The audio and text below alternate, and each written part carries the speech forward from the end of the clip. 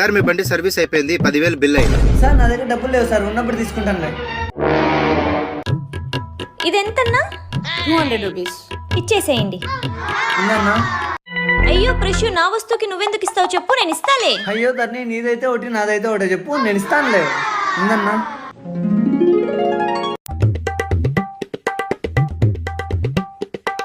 ఎంత అక్క? మొత్తం 500 మేడం. అక్క ఏందక్క?